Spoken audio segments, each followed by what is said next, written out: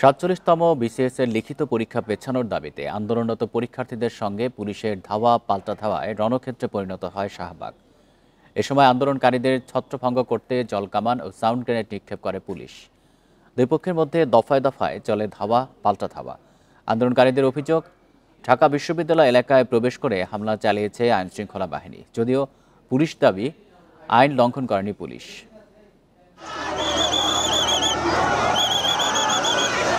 মঙ্গলবার বিকেল 4:45 রণক্ষেত্র শাহবাগ এলাকা। পুলিশ ও আন্দোলনকারীদের সাথে দফায় দফায় চলে সংঘর্ষ। তাদের ছত্রভঙ্গ করতে জলকামানের পাশাপাশি সাউন্ড গ্রেনেড নিক্ষেপ করে পুলিশ। তবে বিপরীত দিক থেকে ইটপাটকেল ছুড়ে প্রতিরোধ গড়ে তোলে আন্দোলনকারীরা। এতে আহত হন কয়েকজন। আমরা রাষ্ট্রের কাছে কোনো অর্থ চাই নাই, কোনো টাকা চাই নাই, কোনো ঘর ভাড়া চাই নাই, চিকিৎসা ভাতা চাই না। আমরা যা সময় চাইছিলাম। দেশে কোনো বিশৃঙ্খলা তৈরি করতে চাই না। আমরা বিসিএস প্রার্থী, এই দেশের শৃঙ্খলা নিয়ে আমরা অনেক ভাবি।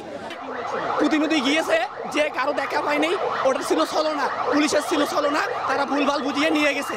তাদের অভিযোগ, আইন ভঙ্গ করে পুলিশ ঢাকা বিশ্ববিদ্যালয়ে প্রবেশ করে হামলা চালিয়েছে। যদিও পুলিশ বলছে নিরাপত্তার স্বার্থে শাহবাগ থানা এলাকায় অবস্থান নেন তারা। ভাইরা ধাওয়া খেয়ে ক্যাম্পাসে গেছে, মাঝখানে বেশ কয়েকজন পরে হাঁটু চলে গেছে, একবার মাথা ফেটে গেছে। পুলিশ ধাওয়া দিয়ে ক্যাম্পাসের ভিতরে ঢুকছে। এখানে আমরা ইন্টেনশনালি যে ঢাকা বিশ্ববিদ্যালয়ের ভিতরে গিয়ে মারধর করা অমুক করে, এটা রাস্তার উপরে, একবারে সিম্পলি রাস্তার উপরে, তাও সেন্ট্রাল লাইব্রেরির বা সেটা লাইব্রেরি না, সেন্ট্রাল মসজিদের সামনে, শাহবাগ থানার সামনে আমরা অবস্থান নিয়েছি। এবং এখানে পরবর্তীতে তারা কিন্তু আবার আসার পরে তারা প্রথম দিকে একটু এগ্রেসিভ ছিল, পরে আস্তে আস্তে কুল ডাউন হয়েছে। আমরাও বিভিন্ন জায়গায় আসলে চেষ্টা করেছি তাদেরকে কমিউনিকেট করে দেওয়ার জন্য। ৪৭তম বিসিএস এর লিখিত পরীক্ষার তারিখ পেছানোর দাবিতে প্রধান উপদেষ্টার বাসভবন যমুনা অভিমুখে রওনা দিলে তাদের শাহবাগে আটকে দেয় পুলিশ। এদিকে দাবি আদায় না হলে আবারও শাহবাগ ব্লকেডের ঘোষণা আন্দোলনকারীদের। জাহিদুল ইসলাম, ইন্ডিপেন্ডেন্ট নিউজ, ঢাকা।